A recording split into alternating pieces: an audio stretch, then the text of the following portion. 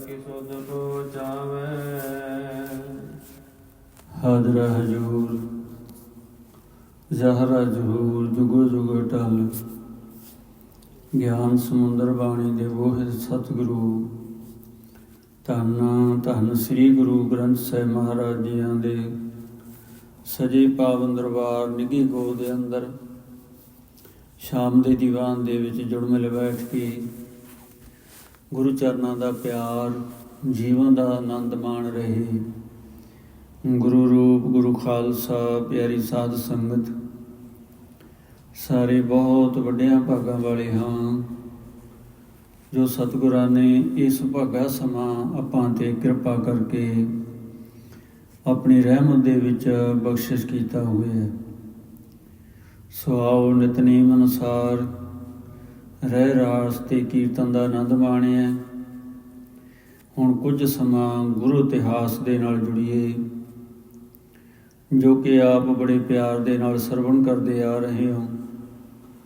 ਧੰਨ ਗੁਰੂ ਤੇਗ ਬਹਾਦਰ ਸਾਹਿਬ ਮਹਾਰਾਜ ਜੀ ਦੇ ਅਮਰ ਜੀਵਨ ਦੀ ਚੱਲ ਰਹੀ ਅਮਰ ਕਥਾ ਵਿੱਚ ਵਾਜਾਂ ਵਾਲੇ ਗੋਬਿੰਦ ਰਾਏ ਜੀ ਦਾ ਪ੍ਰਗਟ ਹੋਣਾ, ਪਟਨਾ ਸ਼ਹਿਰ ਵਿਖੇ ਰਹਿੰਦਿਆਂ ਹੋਇਆਂ ਮਹਾਰਾਜ ਨੇ ਬਾਲ ਲੀਲਾ ਬਾਲ ਚੋਜ ਕਰਨੇ, ਮਹਾਰਾਜ ਦੇ ਇਹ ਕੌਤਕਾਂ ਦੇ ਪ੍ਰਸੰਗ ਕਵੀ ਜੀ ਸੁਣਾ ਰਹੇ ਸੀ।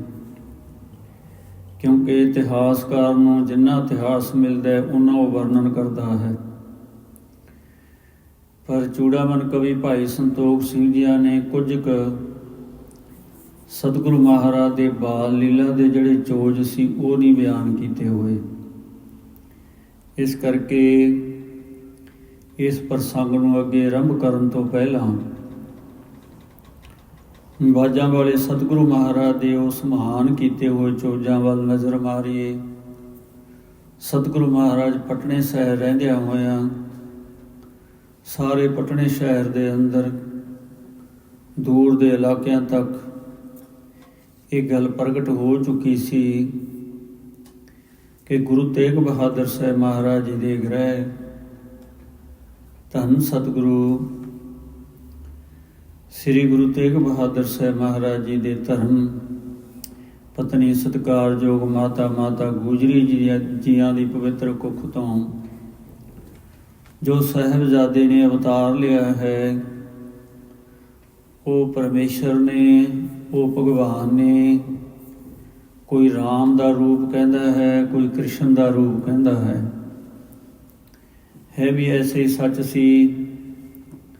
ਬਾਲਕਿਆਂ ਨਾਲ ਖੇਡਣਾ, ਗੰਗਾ ਤੇ ਜਾ ਕੇ ਵਾਹਿਗੁਰੂ ਜਮਨਾ ਤੇ ਜਾ ਕੇ ਚੋਜ ਕਰਨੇ, ਬੜੇ ਪਿਆਰ ਦੇ ਨਾਲ ਕਿਸ਼ਤੀਆਂ ਦੇ ਉੱਤੇ ਸੈਰ ਕਰਨੀ, ਫਿਰ ਵਰ ਦੇ ਦੇਣੇ ਸਾਹੂਕਾਰਾਂ ਦੀਆਂ ਉਹਨਾਂ ਨੂੰਹਾਂ ਨੂੰ ਜਿਨ੍ਹਾਂ ਦੇ ਪੁੱਤਰ ਨਹੀਂ ਸੀ ਹੋ ਰਹੇ। ਇਸ ਤਰ੍ਹਾਂ ਦੇ ਚੋਜਾਂ ਦੇ ਵਿੱਚ ਸਤਿਗੁਰੂ ਮਹਾਰਾਜ ਦਾ ਇੱਕ ਇਹ ਵੀ ਚੋਜ ਹੋਇਆ।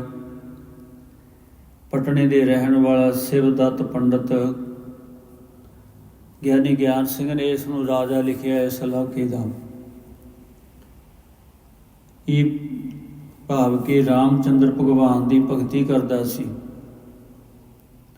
ਅੰਮ੍ਰਿਤ ਵੇਲੇ ਉੱਠਣਾ, ਜਾ ਕਰਕੇ ਇਸ਼ਨਾਨ ਕਰਨਾ, ਬਰੇਤੀ ਤੇ ਬੈਠ ਕੇ ਚੌਂਕੜਾ ਲਾ ਕੇ ਰਾਮ ਦਾ ਉਪਾਸ਼ਕ ਹੋਣ ਕਰਕੇ ਰਾਮ ਦੀ ਭਗਤੀ ਕਰਨੀ।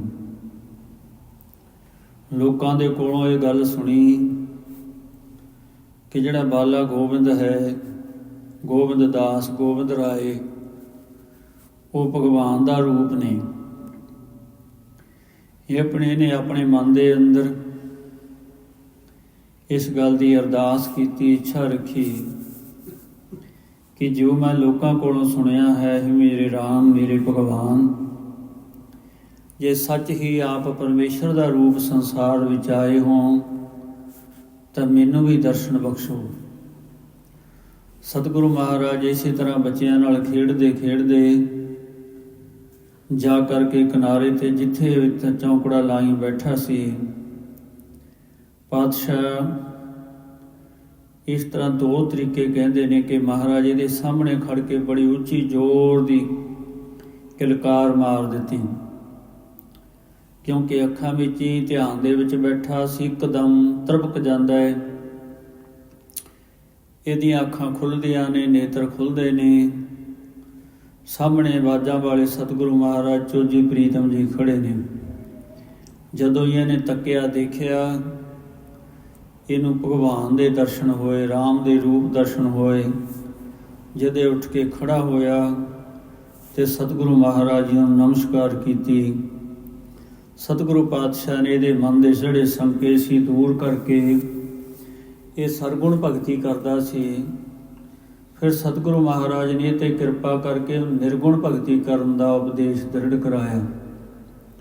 ਸਰਗੁਣ ਭਗਤੀ ਹੁੰਦੀ ਹੈ ਪ੍ਰਤੱਖ ਦਰਸ਼ਨ ਕਰਨੇ। ਜਿਸ ਤਰ੍ਹਾਂ ਆਪ ਜੁਗੋ ਜੁਗ ਟਲ ਧੰਨ ਸ੍ਰੀ ਗੁਰੂ ਗ੍ਰੰਥ ਸਾਹਿਬ ਮਹਾਰਾਜ ਦੇ ਦੀਦਾਰ ਕਰਦੇ ਹੋ। ਨਿਰਗੁਣ ਭਗਤੀ ਹੁੰਦੀ ਹੈ ਜਦੋਂ ਅਸੀਂ ਬ੍ਰਹਮ ਪਰਮੇਸ਼ਰ ਦੇ ਵਿੱਚ ਸਾਡੀ ਆਤਮਾ ਅਲੋਪ ਹੋ ਜਾਵੇ, ਉਸ ਪਰਮਾਤਮਾ ਨਿਰੰਕਾਰ ਦੇ ਵਿੱਚ ਚਲੇ ਜਾਈਏ, ਫਿਰ ਨਿਰਗੁਣ ਹੋ ਜਾਈਦਾ। ਉੱਥੇ ਫਿਰ ਕੋਈ ਫਰਕ ਨਹੀਂ ਰਹਿ ਜਾਂਦਾ। ਸਰਗੁਣ, ਨਿਰਗੁਣ, ਨਿਰੰਕਾਰ, ਸੁਨ ਸਮਾਧੀ ਆਪ ਆਪਨ ਕੀਆ ਨਾਨਕ ਆਪੇ ਹੀ ਫਿਰ ਜਾਪ, ਇਹ ਅਵਸਥਾ ਹੋ ਜਾਂਦੀ ਹੈ। ਇਉਂ ਇਹ 'ਤੇ ਰਹਿਮਤ ਕੀਤੀ। ਇਹ ਪੰਡਤ ਵਿਦਵਾਨ ਹੋਣ ਕਰਕੇ ਇੱਥੇ ਦੀ ਰਹਿਣ ਵਾਲਾ ਰਾਜਾ ਜਿਹੜਾ ਬੜੇ ਪਿਆਰ ਦੇ ਨਾਲ ਰਾਣੀ ਮਹਿਨਾਵੰਤੀ ਤੇ ਰਾਜਾ ਸਤਿਗੁਰੂ ਮਹਾਰਾਜ ਦੇ ਚਰਨਾਂ ਦੇ ਉਹ ਵੀ ਪਿਆਰੇ ਬਣਦੇ ਨੇ, ਕਿਉਂਕਿ ਇਹਨਾਂ ਦੇ ਘਰੇ ਔਲਾਦ ਨਹੀਂ ਸੀ। ਨਾ ਔਲਾਦ ਹੋਣ ਕਰਕੇ ਤਾਂ ਰਾਣੀ ਮਹਿਨਾਵੰਤੀ ਨੇ ਇਸ ਪੰਡਤ ਵਿਦਵਾਨ ਸਿਵਦੱਤ ਨੂੰ ਬੇਨਤੀ ਕੀਤੀ ਕਿ ਤੁਸੀਂ ਕੋਈ ਜੋਤਿਸ਼ ਵਿਦਿਆ ਦੇ ਨਾਲ ਕੋਈ ਐਸੀ ਕਿਰਪਾ ਕਰੋ ਜਿਸ ਕਰਕੇ ਸਾਡੇ ਗ੍ਰਹਿ ਪੁੱਤਰ ਹੋਵੇ। ਪੁੱਤਰ ਦੀ ਪ੍ਰਾਪਤੀ ਕਰਕੇ ਅਸੀਂ ਜਗਤ ਵਿੱਚ, ਸੰਸਾਰ ਦੇ ਵਿੱਚ ਭਾਵ ਕਿ ਪੁੱਤਰਾਂ ਵਾਲੇ ਬਣ ਜਾਈਏ। ਜਦੋਂ ਇਸ ਤਰ੍ਹਾਂ ਇਹਨੇ ਬੇਨਤੀ ਕੀਤੀ ਤਾਂ ਸਿਵਦੱਤ ਨੇ ਇਹੀ ਗੱਲ ਕਹੀ। ਕਹਿਣ ਲੱਗੇ ਕਿ ਦੇਖ ਰਾਣੀ, ਜੋ ਇਸ ਪਟਨੇ ਸ਼ਹਿਰ ਦੇ ਵਿੱਚ ਆਏ ਹੋਏ ਨੇ, ਗੁਰੂ ਤੇਗ ਬਹਾਦਰ ਸਾਹਿਬ ਮਹਾਰਾਜ ਦੇ ਗ੍ਰਹਿ, ਜੋ ਜੈਤਮਲ ਸੇਠ ਜਿਨ੍ਹਾਂ ਦੀ ਹਵੇਲੀ ਦੇ ਵਿੱਚ ਟਿਕਾਣਾ ਕੀਤਾ ਹੋਇਆ ਹੈ, ਉਹਨਾਂ ਦੇ ਘਰੇ ਭਾਵ ਮਹਾਨ ਬਹੁਤ ਵੱਡੇ ਪੁਰਖ ਨੇ ਅਵਤਾਰ ਲਿਆ ਹੋਇਆ। ਜੇ ਤੂੰ ਉਹਨਾਂ ਦੀ ਆਰਾਧਨਾ ਕਰੇ ਤਾਂ ਇਹ ਗੱਲ ਮੈਂ ਸੱਚ ਕਹਿਣਾ ਹੈ ਕਿ ਜਿਹੜੀ ਤੇਰੀ ਸ਼ਰਧਾ ਹੈ ਜ਼ਰੂਰ ਪੂਰੀ ਹੋਵੇਗੀ। ਤਾਂ ਰਾਣੀ ਮਹਿਨਾਵਤੀ ਸਿਵਦੱਤ ਦੇ ਕਹਿਣ ਅਨੁਸਾਰ ਸੁਬਹ ਸ਼ਾਮ ਸਤਿਗੁਰੂ ਮਹਾਰਾਜ ਦਾ ਸਰੂਪ ਦ੍ਰਿੜ ਕਰਾਇਆ। ਕਹਿਣ ਲੱਗੇ ਵੀ ਨਿਰੇ ਹੀ ਹੈ, ਮੰਨ ਲਓ ਕਿ ਰਾਮਚੰਦਰ ਦਾ ਰੂਪ ਨੇ। ਰਾਮਚੰਦਰ ਦਾ ਰੂਪ ਜਾਣ ਕੇ ਮਹਿਨਾਵੰਤੀ ਵੀ ਅੰਮ੍ਰਿਤ ਵੇਲੇ ਵੀ ਉੱਠ ਕੇ ਆਰਾਧਨਾ ਕਰਦੀ ਹੈ, ਸ਼ਾਮ ਨੂੰ ਵੀ ਆਰਾਧਨਾ ਕਰਦੀ ਹੈ, ਕਿਉਂਕਿ ਰਾਣੀ ਹੋਣ ਕਰਕੇ ਉਹਨਾਂ ਸਮਿਆਂ 'ਚ ਇਹ ਹੁੰਦਾ ਸੀ, ਕੁਛ ਬੰਧਨ ਹੁੰਦੇ ਸੀ, ਹਰ ਥਾਵੇਂ ਨਹੀਂ ਸੀ ਉਹ ਲੋਕ ਫਿਰ ਸਕਦੇ। ਤਾਂ ਇੱਕ ਦਿਨ ਐਸਾ ਹੋਇਆ, ਅੰਮ੍ਰਿਤ ਵੇਲੇ ਉੱਠੀ, ਇਸ਼ਨਾਨ ਪਾਨ ਕੀਤਾ, ਚੌਂਕੜਾ ਲਾਇਆ, ਅੰਤਰ ਧਿਆਨ ਹੋ ਕੇ ਸਤਿਗੁਰਾਂ ਦੀ ਆਰਾਧਨਾ ਕੀਤੀ।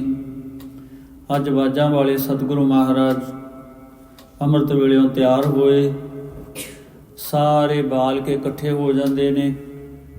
ਆਪ ਮਹਾਰਾਜ ਸਾਰੇ ਬਾਲਕਿਆਂ ਦੀ ਕਮਾਨ ਕਰਦੇ, ਕਦੇ ਛੋਟਾ ਜਿਹਾ ਕਮਾਨ, ਤੀਰ ਕਮਾਨ ਆਪਣੇ ਪੱਥਾ ਸਜਾਉਂਦੇ ਜਾਂ ਗੁਲੇਲ ਲੈ ਲੈਂਦੇ, ਬਾਕੀ ਬੱਚਿਆਂ ਨੂੰ ਵੀ ਹਥਿਆਰ ਪਕੜਾਉਂਦੇ। ਆਪ ਆਗੂ ਹੁੰਦੇ, ਜਿੱਧਰ ਨੂੰ ਹੁਕਮ ਕਰਦੇ ਸਾਰੇ ਬਾਲਕੇ ਉੱਧਰ ਹੀ ਜਾਂਦੇ। ਅੱਜ ਮਹਾਰਾਜ ਨੇ ਕੀ ਆਖਿਆ ਕਿ ਅੱਜ ਆਪਾਂ ਇੱਧਰ ਨੂੰ ਜਾਣਾ ਹੈ। ਆਪ ਅੱਗੇ ਹੋਏ ਨੇ, ਸਾਰੇ ਬਾਲਕੇ ਪਿੱਛੇ ਪਿੱਛੇ ਨੇ, ਚਲਦੇ ਚਲਦੇ ਰਾਣੀ ਮਹਿਨਾਵੰਤੀ ਦੇ ਦਰਵਾਜ਼ੇ 'ਤੇ ਆ ਗਏ। ਦਰਵਾਜ਼ਾ ਖੜਕਾ ਦਿੱਤਾ। ਬਾਂਦੀ ਨੇ ਦਰਵਾਜ਼ਾ ਖੋਲ੍ਹ ਦਿੱਤਾ। ਜਦੋਂ ਹੀ ਦਰਵਾਜ਼ਾ ਖੋਲ੍ਹਿਆ, ਸਾਰੇ ਬਾਲਕੇ ਨਾਲ ਸੀ, ਧੰਨਵਾਜਾਂ ਵਾਲੇ ਸਤਿਗੁਰੂ ਮਹਾਰਾਜ ਸਿੱਧੇ ਹੀ ਅੰਦਰ ਜਿੱਥੇ ਰਾਣੀ ਬੈਠੀ ਚੌਂਕੜਾ ਮਾਰ ਕੇ ਆਰਾਧਨਾ ਕਰ ਰਹੀ ਸੀ, ਸਤਿਗੁਰੂ ਮਹਾਰਾਜ ਜਾ ਕਰਕੇ ਗਲ ਬੱਕੜੀ ਪਾ ਲੈਂਦੇ ਨੇ। ਕਹਿੰਦੇ ਮਾਂ ਮੈਂ ਆ ਗਿਆ ਹਾਂ। ਜਦੋਂ ਹੀ ਅੱਖਾਂ ਖੋਲ੍ਹੀਆਂ ਤਾਂ ਜੋ ਮਹਾਰਾਜ ਦੇ ਦੀਦਾਰ ਸੀ, ਦੀਦਾਰ ਕਰਕੇ ਜਿਹਨੂੰ ਆਪਾਂ ਕਹਿੰਦੇ ਹਾਂ ਨਿਹਾਲ ਹੋ ਜਾਣਾ। ਸੋਏ ਸੁਨੰਦੜੀ ਮੇਰਾ ਤਨ ਮਨ ਮੌਲਾ, ਨਾਮ ਜਪੰਦੜੀ ਲਾਲੀ, ਪੰਦ ਜੁਲੰਦੜੀ ਮੇਰੇ ਅੰਦਰ ਠੰਡਾ ਗੁਰਦਰਸ਼ਨ, ਦੇਖ ਨਿਹਾਲੀ ਨਿਹਾਲ ਹੋ ਗਈ। ਦਰਸ਼ਨ ਕਰਕੇ ਬੇਅੰਤ ਖੁਸ਼ ਹੋ ਗਈ। ਹੁਕਮ ਕਰਦੀ ਹੈ ਜਦੇ ਬਾਂਦੀਆਂ ਨੂੰ ਕਿ ਜਾਓ ਮਠਿਆਈ ਲੈ ਕੇ ਆਓ। ਮਹਾਰਾਜ ਕੀ ਕਹਿੰਦੇ ਨੇ? ਕਹਿੰਦੇ ਨਹੀਂ, ਮਠਿਆਈ ਨਹੀਂ ਖਾਣੀ। ਫਿਰ ਕੀ ਛਕੋਗੇ? ਕਹਿੰਦੇ ਜਿਹੜੇ ਘੁੰਗਣੀਆਂ ਬਣਾ ਕੇ ਰੱਖੀਆਂ ਨੇ, ਦੁੱਧ ਤੇ ਪੂਰੀਆਂ ਬਣਾ ਕੇ ਜਿਹੜੀਆਂ ਰੱਖੀਆਂ ਹੋਈਆਂ ਨੇ, ਅਸੀਂ ਉਹ ਛਕਾਂਗੇ। ਜਦੋਂ ਮਹਾਰਾਜ ਨੇ ਇਹ ਬਚਨ ਕੀਤਾ, ਹੋਰ ਅਚਰਜ ਮੰਨ ਗਈ ਵੀ ਇਹਨਾਂ ਨੂੰ ਇਹ ਕਿਵੇਂ ਪਤਾ ਸੀ। ਹੁਕਮ ਕਰ ਦਿੱਤਾ, ਜਿੰਨੇ ਵੀ ਬਾਲਕੇ ਨਾਲ ਸੀ ਸਾਰਿਆਂ ਨੂੰ ਘੁੰਗਣੀਆਂ ਜਿਹੜੀਆਂ ਛੋਲਿਆਂ ਦੀਆਂ ਬਣੀਆਂ ਸੀ, ਦੁੱਧ ਦੇ ਵਿੱਚ ਪੂਰੀਆਂ ਪਾ ਕੇ ਸਾਰਿਆਂ ਨੂੰ ਛਕਾਈਆਂ। ਫਿਰ ਰਾਣੀ ਮੈਨਾਵੰਤੀ ਨੂੰ ਪੁੱਛਦੇ ਨੇ, ਕਹਿੰਦੇ ਹਾਂ ਮਾਂ ਦੱਸ ਕੀ ਇੱਛਾ? ਕਹਿਣ ਲੱਗੀ ਗੋਬਿੰਦ ਰਾਏ, ਜੋ ਤੁਸੀਂ ਮੇਰੀ ਆਰਾਧਨਾ ਸੁਣ ਕੇ ਆਓ, ਮੇਰੀ ਇੱਛਾ ਪੂਰੀ ਕਰੋ। ਕੀ ਕਰੀਏ? ਤੁਹਾਡੇ ਵਰਗਾ ਮੈਨੂੰ ਪੁੱਤਰ ਚਾਹੀਦਾ।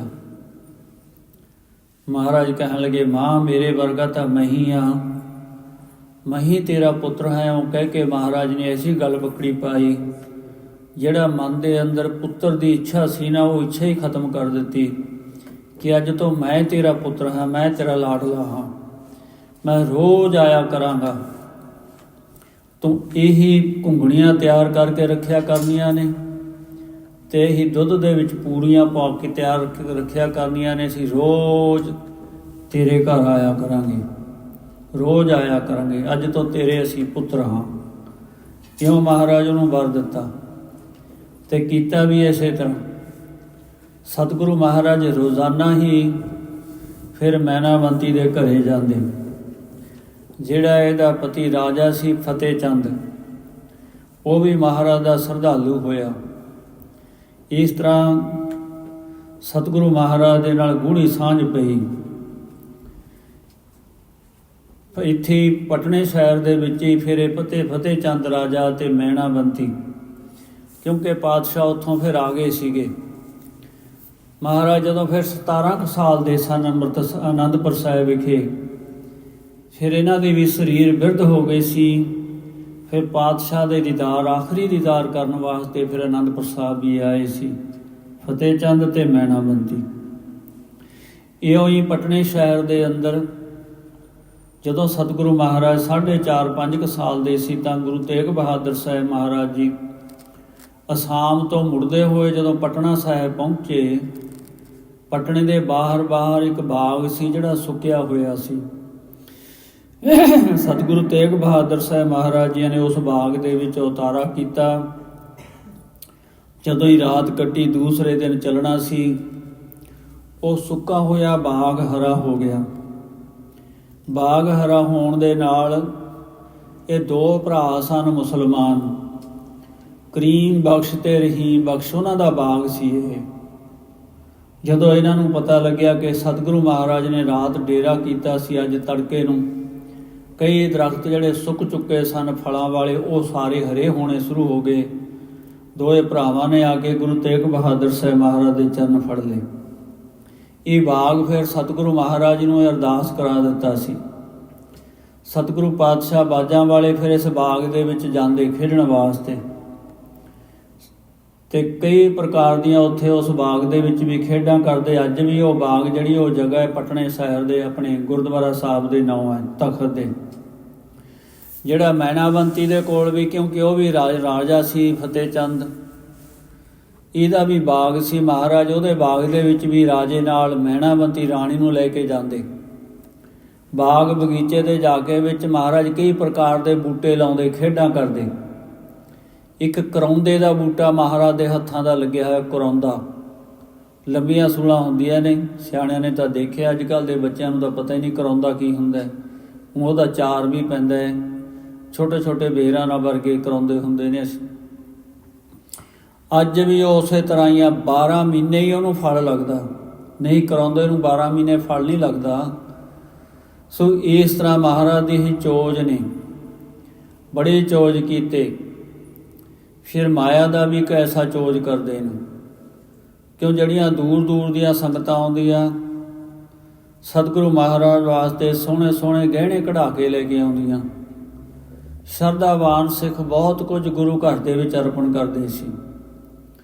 ਇੱਕ ਸੁਦਾਗਰ ਆਇਆ ਬਣਜਾਰਾ, ਬਹੁਤ ਸੋਹਣੇ ਕੀਮਤੀ ਕੰਗਣ ਲੈ ਕੇ ਆਂਦੇ।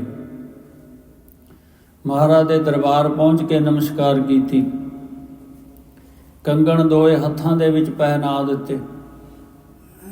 ਸਤਿਗੁਰੂ ਮਹਾਰਾਜ ਉਹ ਕੰਗਣ ਕਈ ਦਿਨ ਰੱਖੇ, ਪਰ ਇੱਕ ਦਿਨ ਜਦੋਂ ਗੰਗਾ ਦੇ ਕਿਨਾਰੇ ਮਹਾਰਾਜ ਬੱਚਿਆਂ ਨਾਲ ਖੇਡਣ ਗਏ ਨਾ, ਉਹ ਕੰਗਣ ਕਿਤੇ ਉੱਥੇ ਗੰਗਾ ਦੇ ਵਿੱਚ ਸੁੱਟ ਦਿੱਤਾ। ਇੱਕ ਰਹਿ ਗਿਆ, ਇੱਕ ਹੱਥ ਖਾਲੀ ਹੋ ਗਿਆ।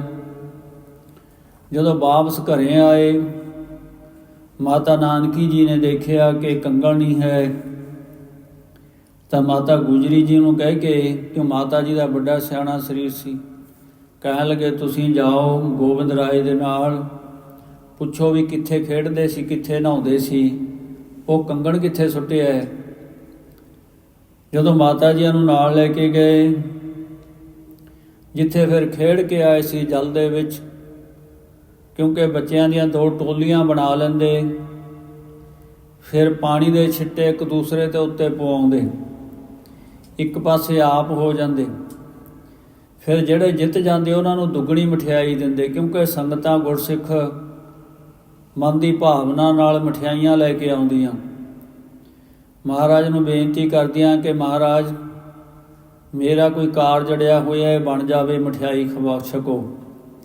ਇਸ ਕਰਕੇ ਮਹਾਰਾਜ ਫਿਰ ਬੱਚਿਆਂ ਨੂੰ ਮਠਿਆਈ ਛਕਾਉਂਦੇ, ਆਪ ਵੀ ਛਕਦੇ, ਜੋ ਬਚਨ ਕਰ ਦਿੰਦੇ ਉਹ ਕਾਰਜ ਪੂਰੇ ਹੋਇਆ ਕਰਦੇ ਸੀ। ਤਾਂ ਸਤਿਗੁਰੂ ਮਹਾਰਾਜ ਜੀ ਨੇ ਜਦੋਂ ਹੀ ਕਿਨਾਰੇ ਤੇ ਪਹੁੰਚੇ, ਮਾਤਾ ਜੀ ਨਾਲ ਸਨ, ਆਪਣੇ ਦੂਜੇ ਹੱਥ ਦਾ ਵੀ ਉਹ ਕੰਗਣ ਕੱਢ ਲਿਆ। ਨਾਲ ਡਬੋਲੀਏ ਵੀ ਲੱਭਣ ਵਾਸਤੇ ਗਏ ਹੋਏ ਸੀ, ਵੀ ਦੇਖਾਂਗੇ ਜੇ ਪਾਣੀ 'ਚੋਂ ਕੰਗਣ ਮਿਲ ਗਿਆ, ਮਹਿੰਗਾ ਬਹੁਤ ਸੀ। ਤਾਂ ਸਤਿਗੁਰੂ ਮਹਾਰਾਜ ਨੇ ਦੂਸਰਾ ਕੰਗਣ ਕੱਢ ਕੇ ਮਾਤਾ ਜੀ ਨੂੰ ਦੇਖਦਿਆਂ ਭਗਾ ਕੇ ਉਹ ਵਿੱਚ ਸੁੱਟ ਦਿੱਤਾ, ਕਹਿਣ ਲੱਗੇ ਉੱਥੇ ਹੀ ਸੁੱਟਿਆ ਸੀ। ਇਸ ਤਰ੍ਹਾਂ ਇਹ ਚੋਜ ਨੇ। ਇਹਨਾਂ ਚੋਜਾਂ ਤੋਂ ਸਾਨੂੰ ਵੱਡੀਆਂ ਵੱਡੀਆਂ ਸਿੱਖਿਆਵਾਂ ਮਿਲਦੀਆਂ ਨੇ, ਜੇ ਅਸੀਂ ਆਪਣੇ ਮਨ 'ਚ ਵਸਾਈਏ। ਇਸੇ ਕਰਕੇ ਜਿਹੜਾ ਗੁਰਸਿੱਖ ਹੈ, ਗੁਰਸਿੱਖ ਨੂੰ ਇਹ ਸੰਸਾਰ ਦੀ ਮਾਇਆ ਤੋਂ ਨਿਰਲੇਪ ਕੀਤਾ। ਕੱਲ੍ਹ ਵੀ ਆਪ ਨੇ ਸੁਣਿਆ ਸੀ, ਜੋ ਅਨੰਦਪੁਰ ਸਾਹਿਬ ਵਿਖੇ ਇਸ ਮਾਇਆ ਨੂੰ ਜ਼ਹਿਰ ਦਾ ਰੂਪ ਮਹਾਰਾਜ ਨੇ ਬਿਆਨ ਕੀਤਾ ਸੀ, ਕਿਉਂਕਿ ਮਾਇਆ ਤੋਂ ਨਿਰਲੇਪ ਕੀਤਾ ਖਾਲਸੇ ਨੂੰ। ਪਰ ਗੁਰੂ ਘਰ ਦੇ ਵਿੱਚ ਮਾਇਆ ਅਥਾਹ ਹੈ, ਬੇਅੰਤ ਹੈ, ਮੁੱਕਦੀ ਨਹੀਂ ਹੈ। ਇਹ ਹੁਣ ਸਾਡਾ ਸੋਚਣਾ ਹੈ ਕਿ ਅਸੀਂ ਕਿੰਨਾ ਕੁ ਸੋਚੀਏ ਮਾਇਆ ਬਾਰੇ। ਪਰ ਜੇ ਅਸੀਂ ਮਾਇਆ ਦਾ ਖਹਿੜਾ ਛੱਡ ਦਈਏ ਨਾ, ਤਾਂ ਮਾਇਆ ਆਪਣੇ ਆਪ ਪਿੱਛੇ ਆਉਂਦੀ ਹੈ।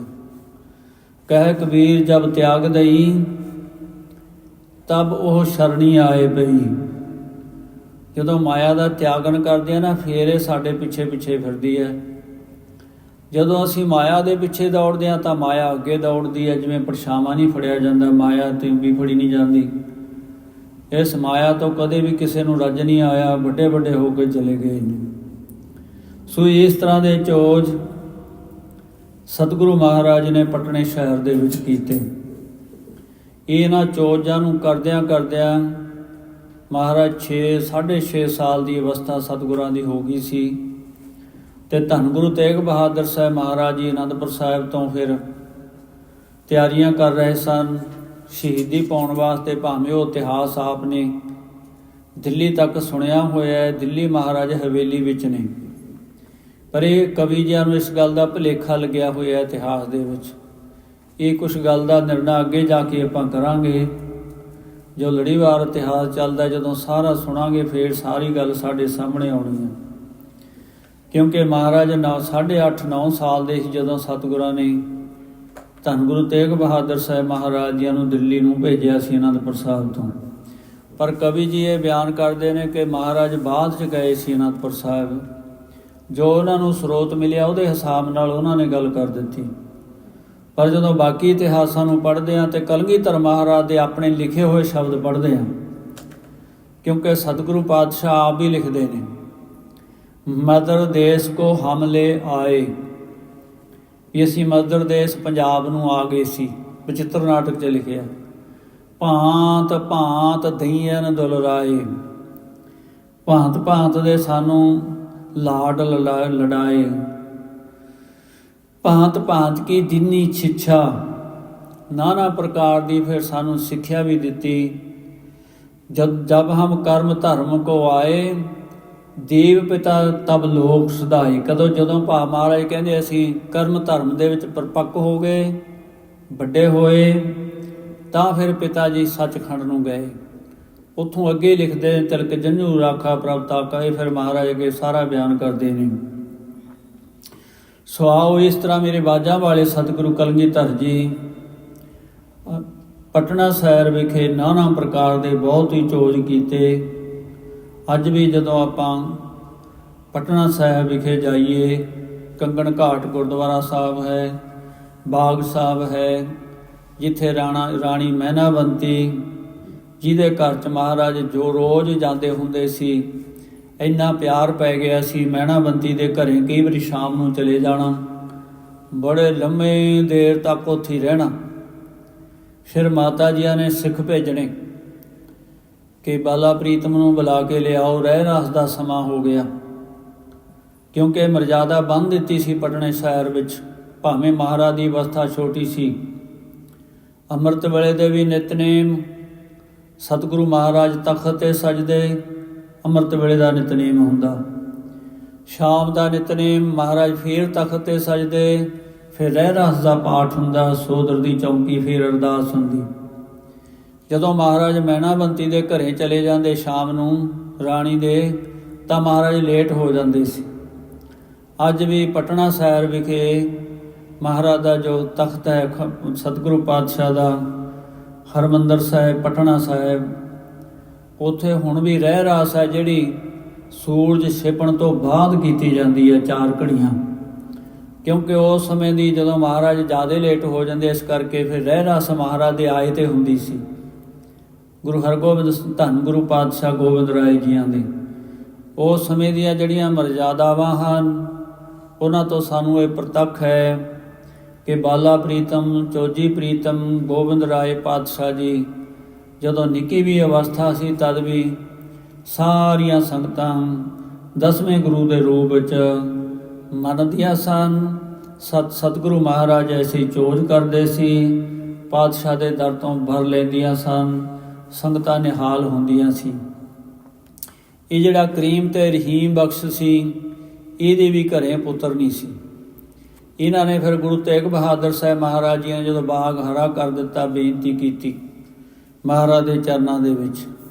ਇਹਨਾਂ ਦੇ ਤਿੰਨ ਬੇਗਮਾਂ ਸਨ। ਮਹਾਰਾਜ ਨੇ ਇਹਨਾਂ ਨੂੰ ਫਿਰ ਸਿਓ ਦੇ ਫਲ ਦਿੱਤੇ। ਫਿਰ 3 ਪੁੱਤਰ ਇਹਨਾਂ ਦੇ ਅੱਗੇ ਹੋਏ ਮਹਾਰਾਜ ਦੀ ਕਿਰਪਾ ਨਾਲ, ਗੁਰੂ ਤੇਗ ਬਹਾਦਰ ਸਾਹਿਬ ਜੀ ਦੀ। ਜਿਸ ਤਰ੍ਹਾਂ ਆਸਾਮ ਦੇ ਵਿੱਚ ਵੀ ਜਿਹੜਾ ਰਾਜਾ ਰਾਮ ਰਾਏ ਸੀ, ਉਹਨੂੰ ਮਹਾਰਾਜ ਨੇ ਵਰ ਦਿੱਤਾ ਸੀ, ਉਹਦੇ ਅੱਗੇ ਪੁੱਤਰ ਰਤਨ ਰਾਏ ਹੋਇਆ ਸੀ, ਜਿਹੜਾ ਪ੍ਰਸ਼ਾਦੀ ਹਾਥੀ ਲੈ ਕੇ ਅਨੰਦਪੁਰ ਸਾਹਿਬ ਵਿਖੇ ਪਹੁੰਚਿਆ ਸੀ। ਐਸੇ ਮੇਰੇ ਚੋਜਾਂ ਵਾਲੇ ਸਤਿਗੁਰੂ ਮਹਾਰਾਜ ਧੰਨ ਧੰਨ ਮਾਤਾ ਨਾਨਕੀ ਜੀਆਂ ਨੂੰ, ਮਾਤਾ ਗੁਜਰੀ ਜੀਆਂ ਨੂੰ ਜਦੋਂ ਕਹਿੰਦੇ ਨੇ ਕਿ ਅਸੀਂ ਮਦਰ ਦੇਸ਼ ਪੰਜਾਬ ਨੂੰ ਜਾਣਾ ਹੈ, ਤਾਂ ਮਾਤਾ ਜੀ ਕਹਿਣ ਲੱਗੇ ਵੀ ਨਹੀਂ, ਉੱਥੇ ਨਹੀਂ ਜਾਣਾ ਹੈ, ਉੱਧਰ ਕਈ ਤਰ੍ਹਾਂ ਦੇ ਲੜਾਈਆਂ ਝਗੜੇ ਨੇ।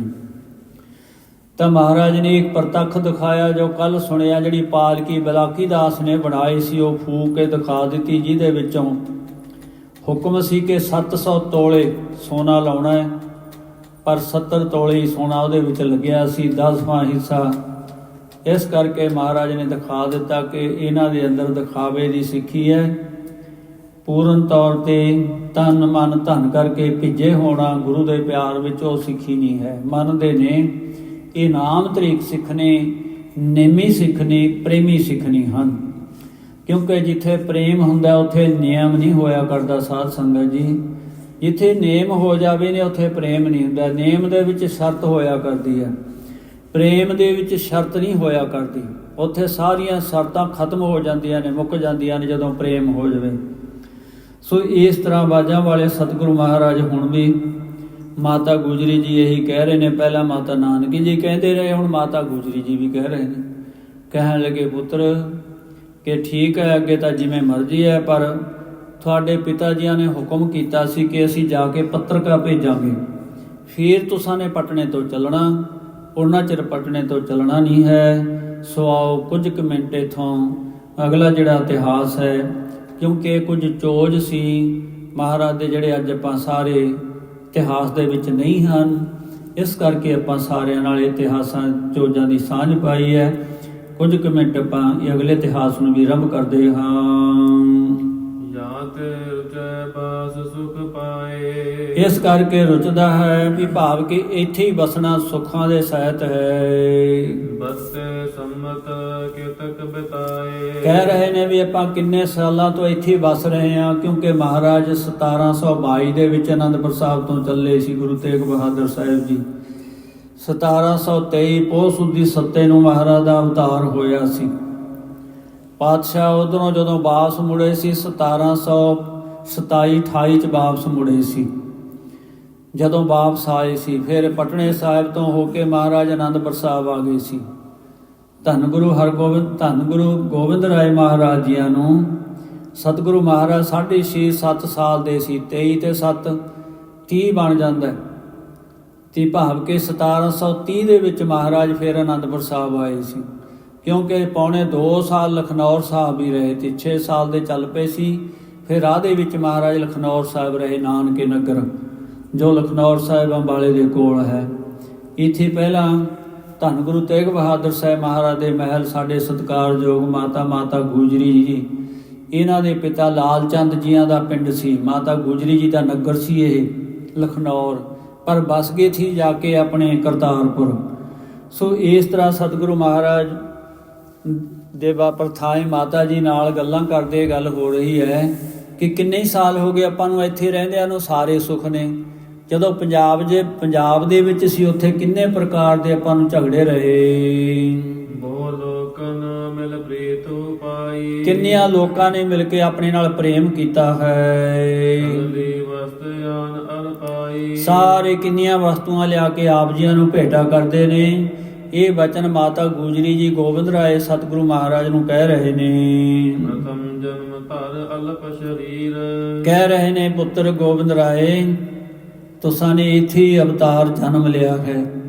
ਪਹਿਲਾਂ ਤੁਹਾਡਾ ਛੋਟਾ ਸਰੀਰ ਸੀ, ਸਭ ਸੁਧ ਲਗੇ ਸੰਭਾਰਨ ਤੀਰ। ਹੁਣ ਤੁਸੀਂ ਵੱਡੇ ਹੋ ਗਏ ਹੋ, ਹੁਣ ਸਾਰੇ ਪ੍ਰਕਾਰ ਦੀ ਸੁਧ ਹੋ ਗਈ ਹੈ, ਵੱਡੇ ਧੀਰਜ ਧਾਰੀ ਬਣੇ ਹੋ। ਆਗੇ ਮਰਜੀ ਜਥਾ ਤੁਮਾਰੀ, ਮਾਤਾ ਜੀ ਨੇ ਕਹਿ ਦਿੱਤਾ ਵੀ ਹੁਣ ਜਿਵੇਂ ਤੁਹਾਡੀ ਮਰਜ਼ੀ ਹੈ। ਮਹਾਰਾਜ 6.5 ਸਾਲ 6.25 ਸਾਲ ਦੇ ਹੋ ਗਏ ਸੀ ਵੀ ਹੁਣ ਤੁਹਾਡੀ ਮਰਜ਼ੀ ਹੈ, ਜਿਵੇਂ ਤੁਸਾਂ ਨੇ ਕਰਨਾ ਹੈ। ਜੋ ਵਰਤੈ ਗਏ ਹੋਏ ਅਨੁਸਾਰੀ, ਅਸੀਂ ਤੁਹਾਡੇ ਹੁਕਮ ਵਿੱਚ ਵਰਤਾਂਗੇ। ਆਖੋ ਸਤਨਾਮ ਸ੍ਰੀ ਵਾਹਿਗੁਰੂ। ਦੇਖੋ ਮਾਵਾਂ ਸਨ, ਮਾਤਾ ਨਾਨਕੀ ਜੀ ਦਾਦੀ ਜੀ ਲੱਗਦੇ ਸੀ, ਪਰ ਫਿਰ ਵੀ ਗੁਰੂ ਤੇਗ ਬਹਾਦਰ ਸਾਹਿਬ ਮਹਾਰਾਜ ਦੇ ਹੁਕਮ ਅਨੁਸਾਰ ਹੁਕਮ ਸੀ ਕਿ ਇਹਨਾਂ ਦਾ ਹੁਕਮ ਮੰਨਣਾ ਹੈ। ਮਾਤਾ ਗੁਜਰੀ ਜੀਆਂ ਨੇ ਵੀ ਇਹੀ ਆਖਿਆ ਕਿ ਗੋਬਿੰਦ ਰਾਏ ਹੁਣ ਜਿਵੇਂ ਤੂੰ ਕਹੇਗਾ ਉਸੇ ਤਰ੍ਹਾਂ ਕਰਾਂਗੇ। ਜੇ ਤੂੰ ਰਹਿਣਾ ਤਾਂ ਰਹਿ ਸਕਦਾ, ਅਸੀਂ ਚਾਹੁੰਦੇ ਹਾਂ, ਪਰ ਜੇ ਇੱਥੋਂ ਚੱਲਣਾ ਹੈ ਤਾਂ ਆਪਾਂ ਜਾ ਵੀ ਸਕਦੇ ਹਾਂ।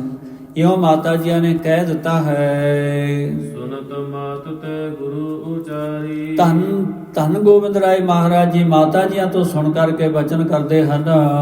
ਮਦਰ ਦੇਸ਼ ਸਿੱਖੀ ਹੈ ਭਾਰੀ, ਇਹ ਬਚਨ ਕੀਤਾ ਕਿ ਜਿਹੜਾ ਮਦਰ ਦੇਸ਼ ਹੈ ਭਾਵ ਪੰਜਾਬ ਹੈ, ਉਧਰ ਬਹੁਤ ਭਾਰੀ ਵੱਡੀ ਸਿੱਖੀ ਹੈ ਵੀ ਆਪਣੇ ਇੱਧਰ ਹੀ ਸੀ ਸਿੱਖੀ ਜ਼ਿਆਦੇ, ਕਿਉਂ 10 ਪਾਤਸ਼ਾਹੀਆਂ ਇੱਧਰ ਹੀ ਹੋਈਆਂ ਹਨ ਜ਼ਿਆਦੇ। ਇੱਧਰ ਹੀ ਮਹਾਰਾਜ ਦਾ ਧੰਨ ਗੁਰੂ ਤੇ ਨਾਨਕ ਪਾਤਸ਼ਾਹ ਤੋਂ ਗੁਰੂ ਤੇਗ ਬਹਾਦਰ ਸਾਹਿਬ ਮਹਾਰਾਜ ਜੀ ਤੱਕ ਜ਼ਿਆਦੇ ਪ੍ਰਚਾਰ ਸੀ। ਮਾਲਵੇ ਨੂੰ ਤੇ ਅਸਾਮ ਪੂਰਬ ਦੇ ਇਲਾਕੇ ਨੂੰ ਜ਼ਿਆਦੇ ਗੁਰੂ ਤੇਗ ਬਹਾਦਰ ਸਾਹਿਬ ਮਹਾਰਾਜ ਜੀ ਨੇ ਤਾਰਿਆ। ਭਾਵੇਂ ਗੁਰੂ ਹਰਗੋਬਿੰਦ ਸਾਹਿਬ ਮਹਾਰਾਜ ਜੀ ਵੀ ਗਏ ਪੀੜੀ ਭੀਤ ਭਾਵ ਕੇ ਗਵਾਲੀਅਰ ਦੇ ਕਿਲੇ ਤੱਕ। ਗੁਰੂ ਅਮਰਦਾਸ ਮਹਾਰਾਜ ਜੀ ਵੀ ਹਰਿਦੁਆਰ ਗੰਗਾ ਤੱਕ ਗਏ ਤੇ ਗੁਰੂ ਨਾਨਕ ਮਹਾਰਾਜ ਜੀ ਤਾਂ ਸਾਰੇ ਜਗਤ ਦਾ ਹੀ ਚੱਕਰ ਲਾਇਆ ਸੀ। ਇਸ ਕਰਕੇ ਜ਼ਿਆਦਾ ਸਿੱਖੀ ਇਹਨਾਂ ਇਲਾਕਿਆਂ ਵਿੱਚ ਸੀ। ਉਸ ਸਿੱਖੀ ਦੇ ਪ੍ਰਥਾਏ ਧੰਨ ਗੁਰੂ ਕਲਗੀਧਰ ਮਹਾਰਾਜ ਨੇ ਬਚਨ ਮਾਤਾ ਜੀ ਨੂੰ ਕਹੇ ਕਿ ਉਧਰ ਹੀ ਜਾਣਾ ਹੈ, ਵੀ ਉਧਰ ਹੀ ਅਸੀਂ ਚੋਜ ਕਰਨੇ ਨੇ। ਸੋ ਇਉਂ ਮਹਾਰਾਜ ਕਹਿ ਦਿੰਦੇ ਨੇ, ਆਓ ਸਮੇਂ ਦੀ ਸਮਾਪਤੀ ਹੈ। ਇੱਥੋਂ ਹੀ ਅਗਲਾ ਇਤਿਹਾਸ ਆਪ ਸੰਗਤਾਂ ਨੇ ਕੱਲ੍ਹ ਨੂੰ ਸਰਵਣ ਕਰਨਾ। ਪਰ ਹੁਣ ਧਿਆਨ ਰੱਖਣਾ ਕਿਉਂ ਕੱਲ੍ਹ ਨੂੰ ਬੁੱਧਵਾਰ ਹੈ। ਮੈਂ ਬੇਨਤੀ ਕਰਾਂਗਾ ਬੱਚਿਆਂ ਨੂੰ ਵੀ, ਕੱਲ੍ਹ ਨੂੰ ਆਪਾਂ ਰਮਾਲੇ ਦੀ ਸੇਵਾ ਕਰਾਂਗੇ। ਕੁਛ ਬੱਚਿਆਂ ਨੇ ਥੋੜ੍ਹਾ ਸਮਾਂ ਕੀਰਤਨ ਕਰਨਾ ਹੁੰਦਾ, ਕਲਾਸ ਹੁੰਦੀ ਹੈ ਕੀਰਤਨ ਕਰਨ ਵਾਲੇ ਬੱਚਿਆਂ ਦੀ। ਅਤੇ ਪਰਸੋਂ ਨੂੰ ਵੀਰਵਾਰ ਹੈ, ਵੀਰਵਾਰ ਨੂੰ ਅਖੰਡ ਪਾਠ ਸਾਹਿਬ ਕਿਸੇ ਦੇ ਗ੍ਰਹਿ ਵਿਖੇ ਹੈ। ਇਸ ਕਰਕੇ ਫਿਰ ਸਿੰਘਾਂ ਨੇ ਬਿਜੀ ਹੋ ਜਾਣਾ ਹੈ। ਭਾਈ ਸੁਖਵਿੰਦਰ ਸਿੰਘ ਉਹਨਾਂ ਦੇ ਘਰੇ ਅਖੰਡ ਪਾਠ ਸਾਹਿਬ ਗ੍ਰਹਿ ਵਿਖੇ ਆਰੰਭ ਕਰਨਾ ਹੈ। ਇਸ ਕਰਕੇ ਰਮਾਲੇ ਦੀ ਸੇਵਾ ਆਪਾਂ ਕੱਲ੍ਹ ਨੂੰ ਬੁੱਧਵਾਰ ਨੂੰ ਕਰ ਦੇਣੀ ਹੈ। ਸੋ ਸਾਰਿਆਂ ਨੇ ਸੇਵਾ ਦੇ ਵਿੱਚ ਹਾਜ਼ਰੀ ਭਰਨੀ, ਗੁਰੂ ਦੀਆਂ ਖੁਸ਼ੀਆਂ ਲੈਣੀਆਂ। ਆਓ ਹੁਣ ਪੰਕਤੀਆਂ ਸਰਵਣ ਕਰਕੇ ਸਾਰੀ ਸੰਗਤ ਨੇ ਫਤਿਹ ਪ੍ਰਵਾਨ ਕਰਨੀ। ਸੁਨਤ ਮਾਤ ਤੇ ਗੁਰੂ ਚਾਰੀ, ਮਦਰ ਦੇਸ਼ ਸਿੱਖੀ ਹੈ ਭਾਰੀ। ਵਾਹਿਗੁਰੂ ਜੀ ਕਾ ਖਾਲਸਾ, ਵਾਹਿਗੁਰੂ ਜੀ ਕੀ ਫਤਿਹ।